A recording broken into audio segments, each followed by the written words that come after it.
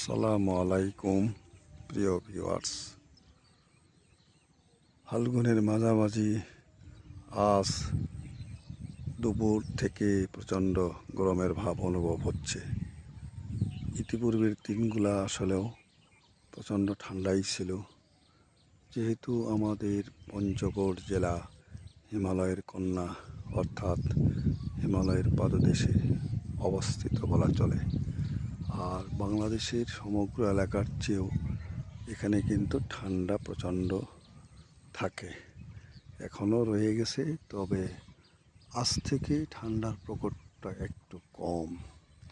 দেখুন নদীতে কি সুন্দর কচুরিপানা, নদীর উপরে সম্পূর্ণ বোরো ধান, লোকজন বোরো ধান আবাদ করছেন, তাই না? দেখুন কি সুন্দর। এই সেই করতোয়া নদী পঞ্চগড় জেলা থেকে 8 কিলোমিটার দূরে ফুলতলা হতে 3 কিলোমিটার পূর্ব দক্ষিণে সোনাচন্ডী গ্রামে অবস্থিত। এই নদী হতে বালি, পাথর, মাছ অনেক কিছু আহরণ করা হয়। পাশাপাশি নদীর দুধারে ধান লাগানো হয়, আবার কিছু কিছু জায়গায় পেঁয়াজ, মরিচ, অন্যান্য তরিতরকারি আবাদ করা হয়ে থাকে। নদীর পানি মূলত অনেকটাই কমে গিয়েছে।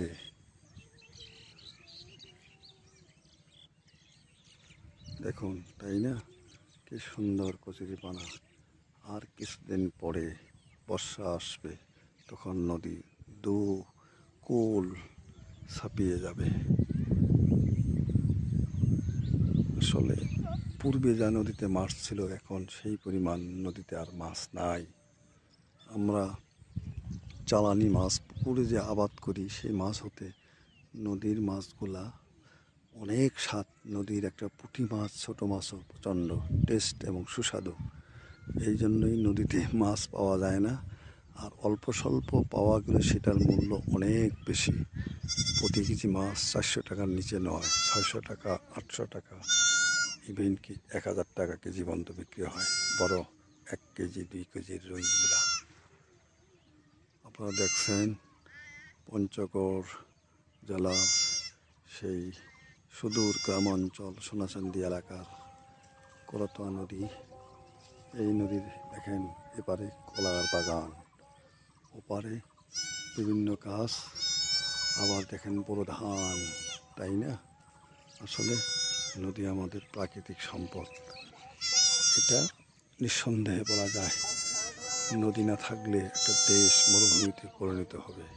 কিন্তু নদীগুলো সম্পূর্ণ ভারত নষ্ট করে দিয়েছে। উজানে তারা বাদ দিয়ে নদীর পানিটাকে কমাই দিয়েছে। নদীর প্রবাহ কমে গেছে, পানিও কমে গেছে। ধন্যবাদ ভিউয়ার্স, আসসালামু আলাইকুম।